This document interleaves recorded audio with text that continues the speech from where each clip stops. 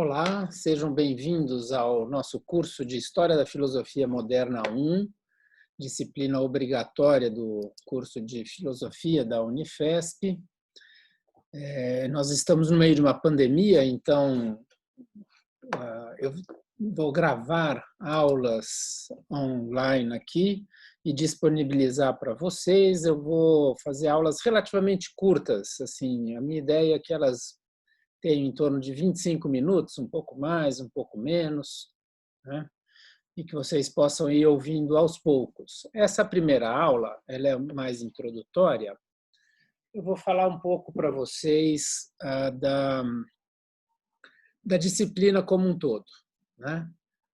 Nós vamos ter, além desses vídeos, nós teremos alguns encontros síncronos para quem puder. Quem não puder, fará algumas atividades e podemos estar em contato por e-mails que vocês vão poder me mandar, eu mandarei para vocês, e algumas dúvidas serão esclarecidas, né?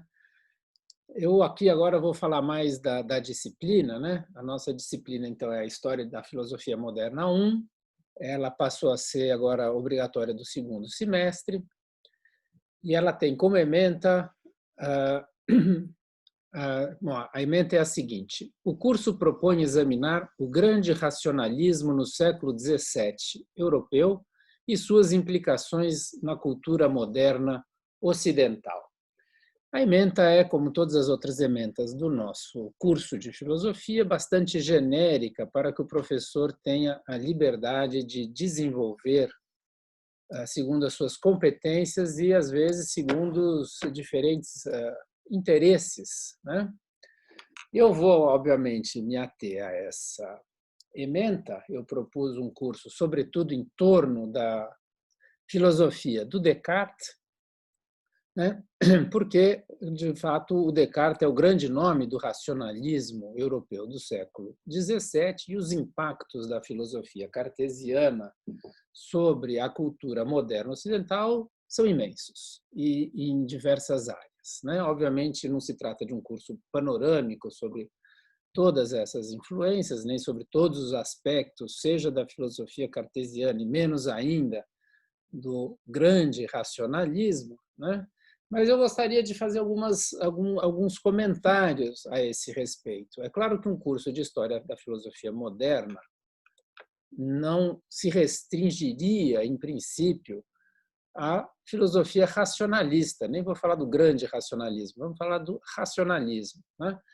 No mínimo, a gente pode dividir duas correntes da filosofia moderna quando a gente pensa no racionalismo. De um lado, o racionalismo, né, e de outro, o empirismo. Normalmente, a gente coloca do lado do racionalismo filósofos como o Descartes, né, o Leibniz, Spinoza, Malebranche e mais alguns. Do lado dos empiristas, a gente tende sempre a alinhar, né, o John Locke, na Inglaterra, o George Berkeley, na Irlanda, e o David Hume, na Escócia. Esses são os grandes nomes. É claro que há muitos outros, né, filósofos, seja racionalistas, seja empiristas, né? Mas essa é, digamos assim, a visão tradicional. Aqui fala de grande racionalismo é porque já tem uma certa teoria por trás dessa ementa, né? Seria melhor falar, em primeiro lugar, só de racionalismo, sem falar do grande e do pequeno racionalismo, né? Parece que o empirismo, em parte, fica oculto nessa caracterização do século XVII ou da filosofia moderna. Em parte também, porque, tal como o curso foi originalmente concebido, havia uma outra disciplina, a de teoria do conhecimento, que serviria justamente para tratar das questões das filosofias empiristas. Então, uma ideia seria, bom, na filosofia moderna 1, ensina-se o racionalismo cartesiano e na disciplina de teoria do conhecimento se ensina o empirismo do Hume, né? Eu acho que isso é uma coisa que está bem estruturada. De fato, acho que é importante que os alunos de graduação estudem um pouco do Descartes e um pouco do Hume, né? Acho que faz parte da formação de vocês estudar esses dois filósofos clássicos, né?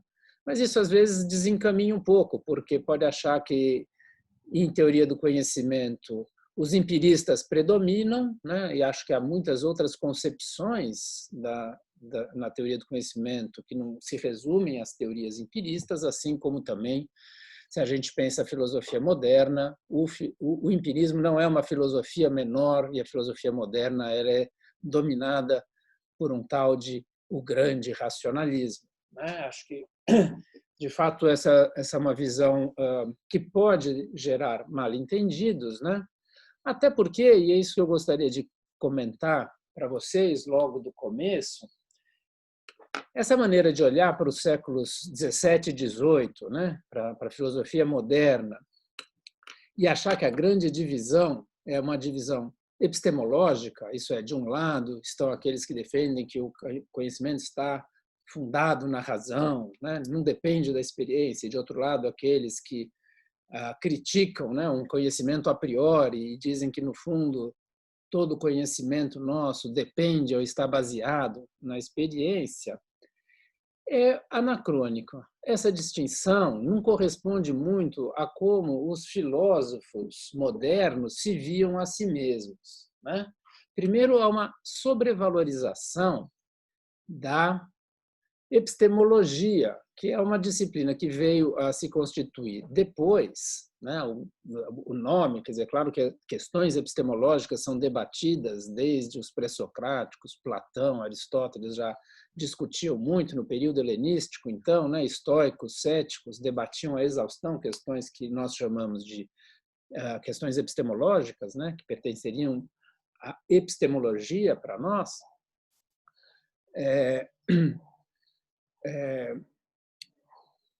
Me desculpe-me aqui, tem que retomar esse negócio de aula virtual, é ruim para todo mundo, né? Mas a epistemologia passa a ser uma preocupação maior lá no século XIX, né? Então a gente acaba projetando nesse período, séculos 17 e 18, preocupações que surgem no 19 e entram no século 20, né? Eles próprios não se viam dessa maneira. Eles não se dividiam em, de um lado, os racionalistas, de outros empiristas, né? As querelas, as disputas, os debates passavam por outras questões também. É claro que, de alguma maneira, essa distinção ela não é totalmente fictícia, né? Totalmente inventada. Ela corresponde um pouco. Mas, de outro lado, há outras questões mais candentes naquele momento. Por exemplo, uma certa luta de alguns pensadores contra o aristotelismo reinante, sobretudo nas universidades. Contra o aristotelismo surgia uma nova ciência, né, que era corpuscularista, que era experimental, que começava a fazer uso da matemática, que traçava certas distinções entre qualidades primárias e qualidades secundárias, e esses filósofos que nós chamamos hoje de racionalistas ou de empiristas, né, mais ou menos comungavam essas mesmas ideias científicas, né?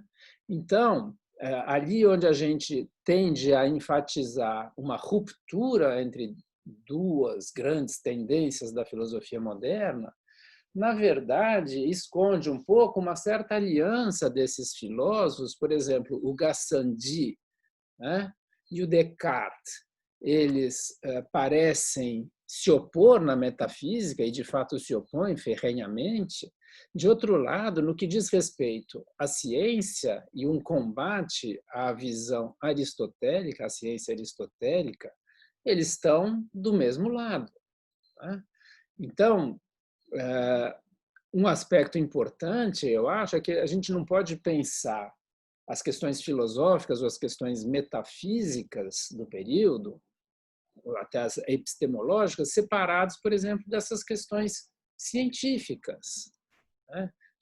Além disso, por exemplo, também se deve levar em conta que boa parte desses pensadores eles eram religiosos, né? O Malebranche, por exemplo, pertencia à oratória.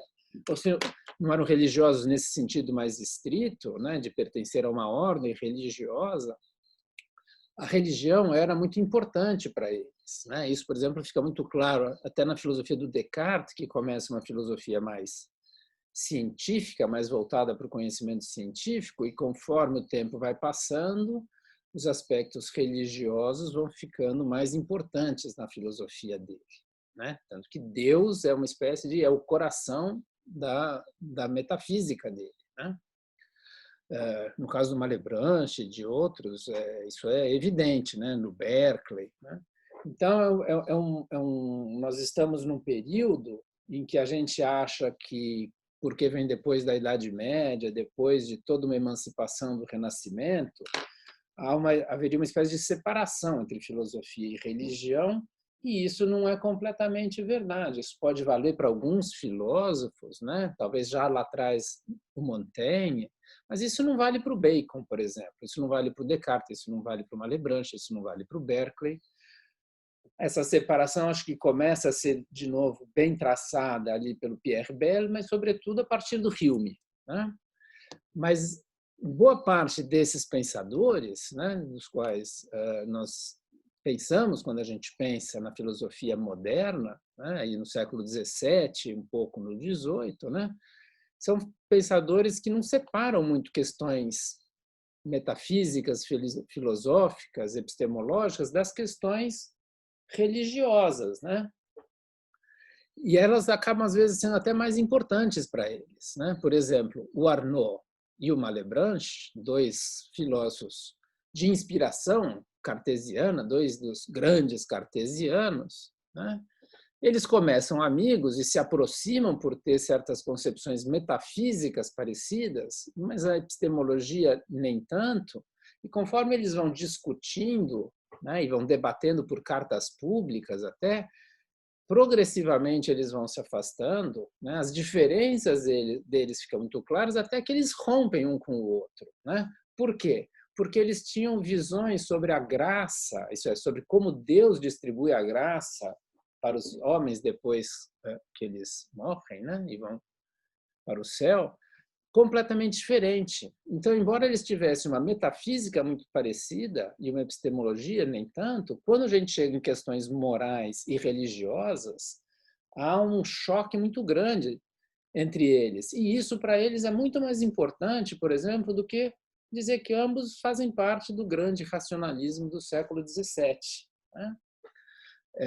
Então, eu acho que os historiadores da filosofia moderna, já há algumas décadas, né, eles vêm deixando de lado certas categorias mais antiquadas, né, como assim pensar a filosofia moderna como um embate entre racionalistas e empiristas, né, ou ainda pior, né, reduzir quase tudo a uma espécie de grande racionalismo, jogando o resto na sombra de um pequeno racionalismo, né?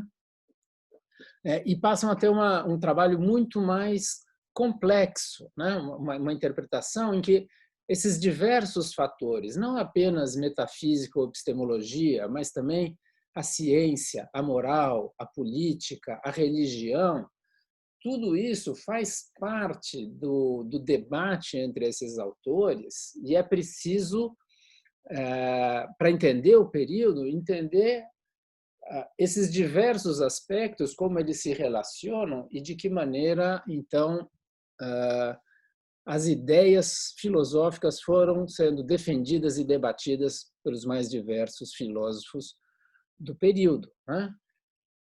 E aqui, quando eu falo os mais diversos filósofos do período, também a historiografia mais recente, e aqui por mais recente eu também estou falando aí pelo menos uns 20, 30 anos já, se não até um pouco mais, né, dependendo do historiador da filosofia moderna, mas, de um modo geral, os historiadores da filosofia moderna se tornaram muito mais atentos a figuras ou a filósofos que antes eram considerados menores e, com o aprofundamento desses estudos, fomos percebendo que eles são muito mais importantes do que pareciam.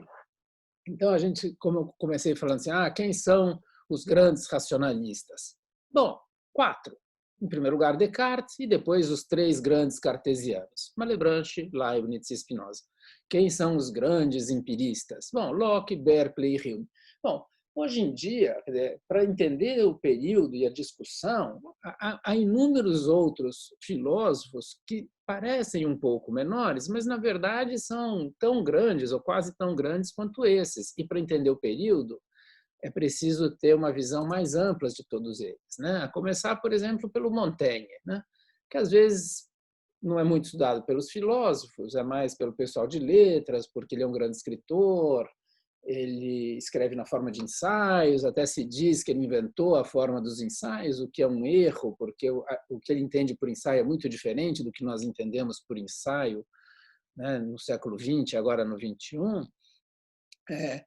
O Montaigne é um filósofo absolutamente fundamental para entender o século XVII. Ele era lido, e até o XVIII, ele era lido por todo mundo e usado por todo mundo, e ele, embora ele não tenha produzido um sistema filosófico, entendeu? Acabado que nem o cartesianismo ou o kantismo, né? Ele, por ter um trabalho muito mais atento à vida né, e à história dos seres humanos, e ele não ser um filósofo sistemático, doutrinário, por ter sido bastante influenciado pelo ceticismo, né? Ele tem uma influência diferente daquela. Não é que ele deixou um sistema que nem o Descartes para a gente, nós vamos interpretar o sistema, entende? Não tem isso. Mas isso não quer dizer que o pensamento dele não seja muito rico, muito complexo, né? Muito sutil, né? E muito interessante para a gente entender o ser humano, né? O Bacon é um outro filósofo que teve um certo prestígio, depois caiu muito em desprestígio, mas é impossível você pensar a filosofia moderna, a questão dos métodos, a questão da ciência, né? Uma espécie de sem ler a obra do Francis Bacon, né?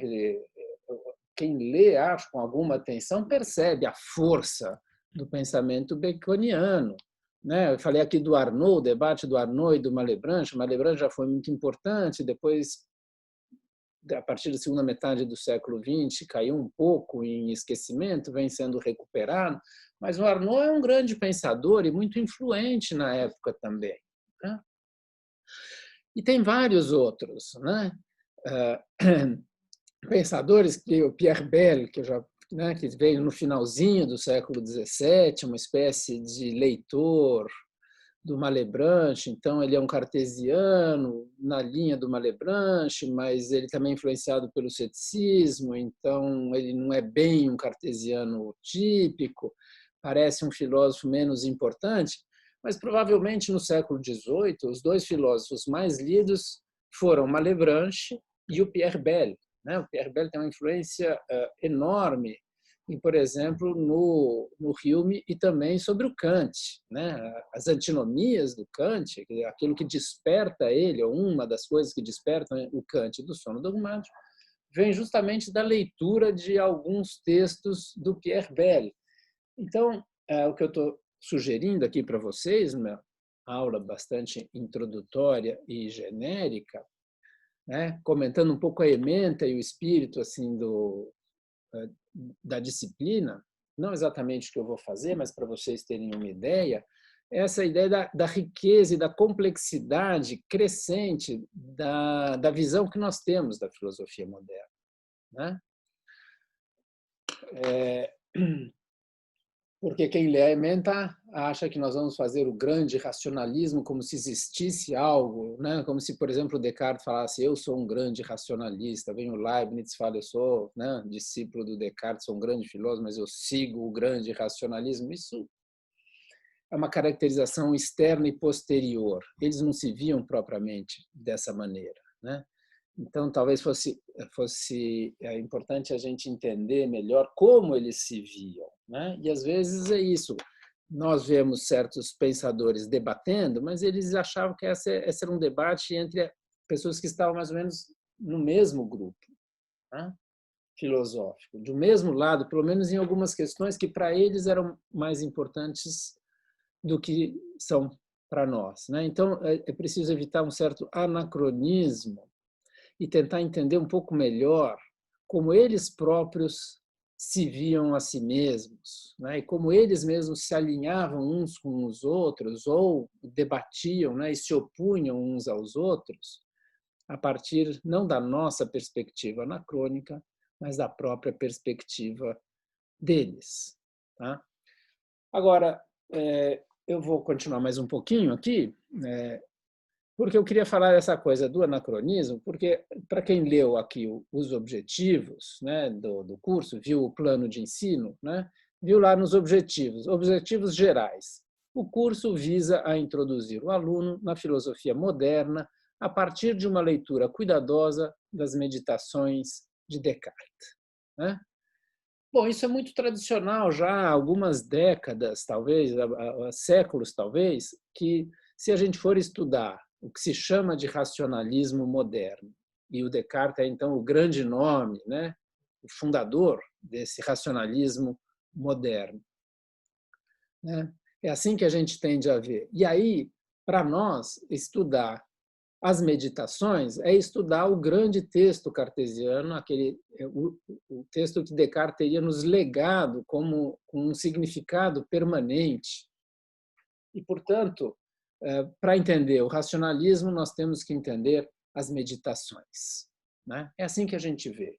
E é um pouco assim o que eu pretendo fazer aqui nesse curso, que é ler com vocês as meditações. Daqui a pouco eu comento os objetivos específicos, que eu vou explicar um pouco mais. Mas o que eu quero alertar vocês desde já é que isso talvez seja já fruto de um certo anacronismo. Né? Será que lá no século XVII, quando Descartes está escrevendo e quando os seus contemporâneos estão lendo as coisas que o Descartes escreveu, eles tinham em vista, quer dizer, ou eles pensavam que a grande contribuição do Descartes para a filosofia era, primeiro, a sua metafísica e, em segundo lugar, as meditações, isso é, as meditações são, né, o livro que nós vamos ler e discutir para a gente entender o legado cartesiano, a grande contribuição do Descartes para a filosofia. Não, eu acho que isso não é verdade. Ao contrário até, né? Os livros mais lidos e mais discutidos do Descartes eram outros. Né? Em primeiro lugar, né, o discurso do método, com os tratados científicos que se seguiam ao discurso do método, que teve uma edição muito cuidadosa e muito boa recentemente, feita pelo Pablo Mariconda, com Paulo Tadeu e mais algumas pessoas. Eles traduziram com notas não só o discurso do método, mas também, né, com os tratados, a dióptrica que se seguiam, os textos científicos, né, do começo da carreira de Descartes, editado pela editora da Unesp. Isso vale a pena quem tiver dinheiro sobrando e puder comprar esse livro. Né? O primeiro impacto, talvez o primeiro grande impacto do Descartes foi menos a sua metafísica e muito mais a questão do método e a aplicação do método a certas questões científicas que foram, né, e matemáticas muito bem sucedidas. Né? E, portanto, naquele momento, então, mais inicial, as pessoas foram ler o Descartes menos pela sua metafísica e muito mais pelo seu método e pela produção científica que resultava da aplicação desse método. Malebranche se interessou pela filosofia cartesiana por causa disso. Né? Quando ele leu o Tratado do Homem do Descartes, ele sofreu palpitações, ele encontrou ali aquilo que ele queria. Né? O Pierre Bell, ele também foi, durante muitos anos, professor, né, numa universidade em que ele ensinava a filosofia cartesiana, isto é, ele ensinava basicamente ciência cartesiana. Né? No começo ele estava ensinando a física cartesiana e não tanto a metafísica. Né? Na parte de filosofia, o livro do Descartes, que era mais lido e mais comentado e citado, eram os Princípios, né? Que tem vários livros, né? o primeiro livro corresponde, em boa parte, à metafísica, mas já no final não é bem assim. Livro 2, livro 3, ele vai desenvolvendo o pensamento científico dele. O próprio Descartes escreveu os princípios para que fosse usado como uma espécie de manual nas universidades para ensinar a filosofia dele, mas ali ele passava de maneira relativamente rápida pela sua metafísica e entrava por muitas outras questões da física. Quando a gente lê, por exemplo, o Spinoza e o Leibniz comentando a filosofia cartesiana, eles escolhem justamente, né, os princípios para discutir a filosofia cartesiana. Eles não discutem as meditações metafísicas, certo?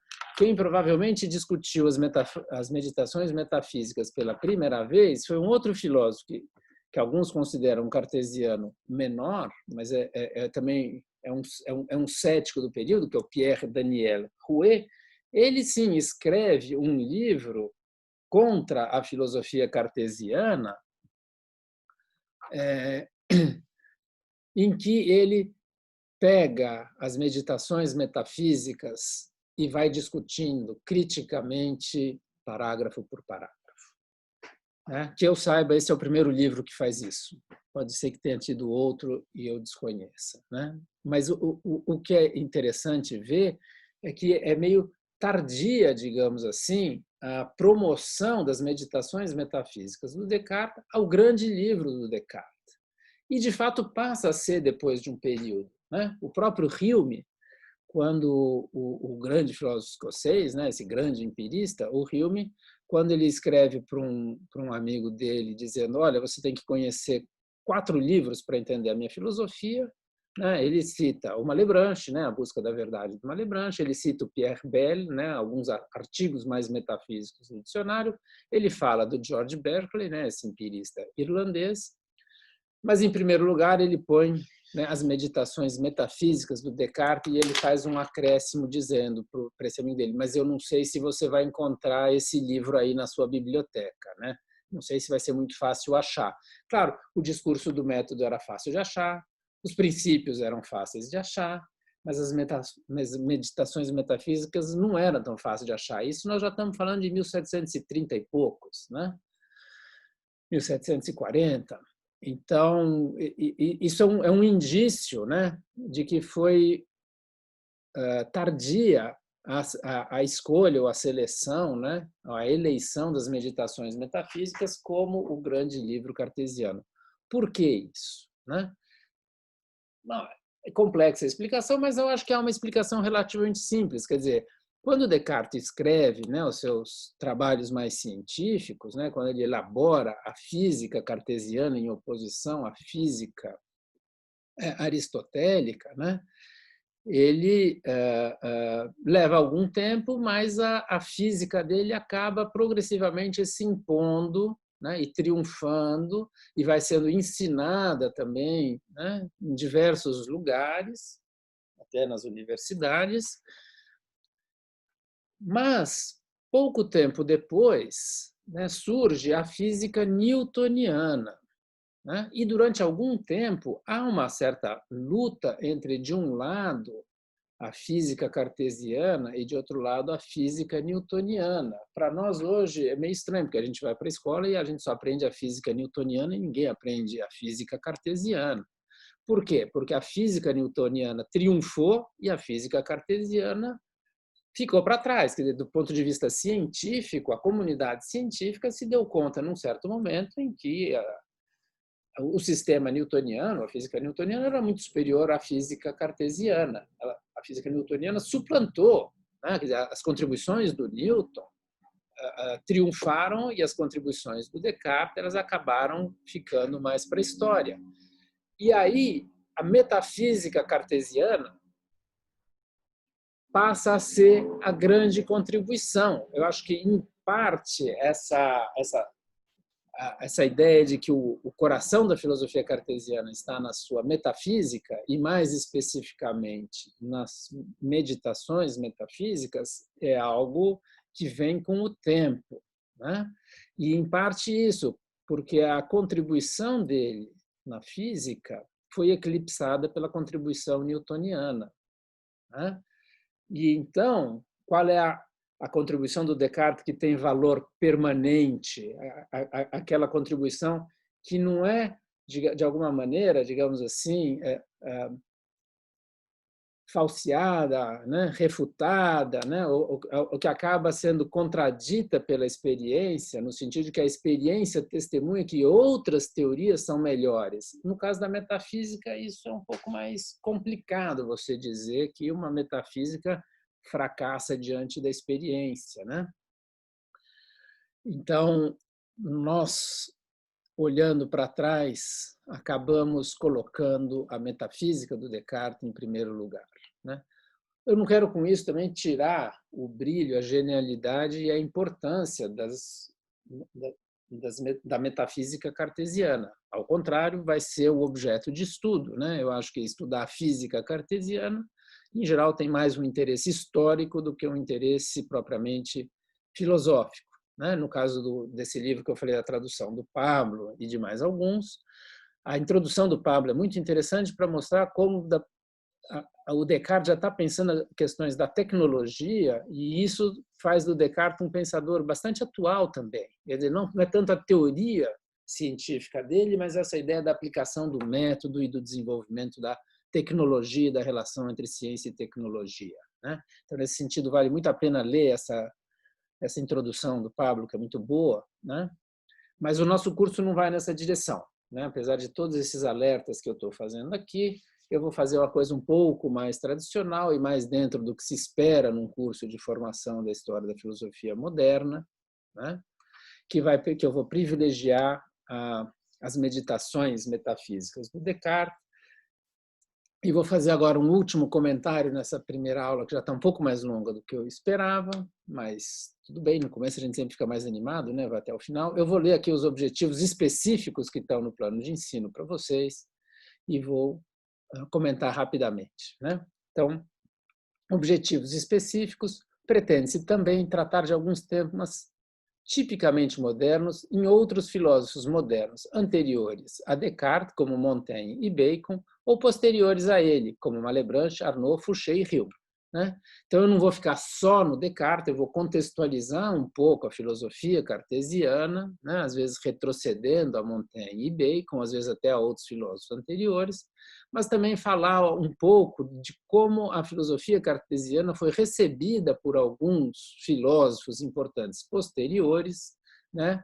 E aqui, em particular, esses dos quais eu já falei um pouco aqui, Malebranche, Arnaud, Fouché e Hume, mas também, ocasionalmente, um ou outro. Quer dizer, a minha ideia não é fazer um panorama geral, mas como a ementa fala um pouco das implicações, né? Eu vou tratar de algumas implicações para a filosofia moderna subsequente, né? E, finalmente, né, um outro objetivo específico é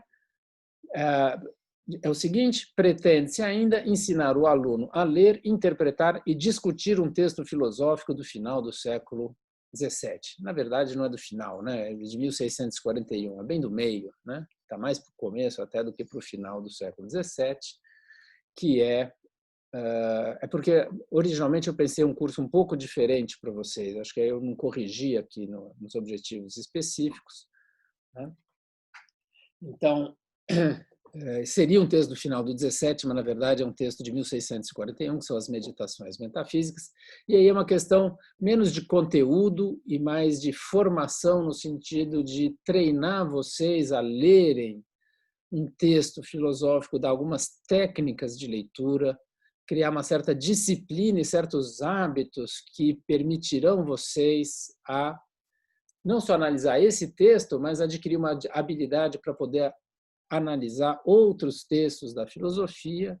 E nos encontros síncronos, para quem puder, a ideia é discutir o texto filosófico, né? A ideia de interpretação vai ficar um pouco para também nessas discussões, mas também para um outro trabalho escrito ou para as atividades escritas, para quem não puder participar dos encontros síncronos, né?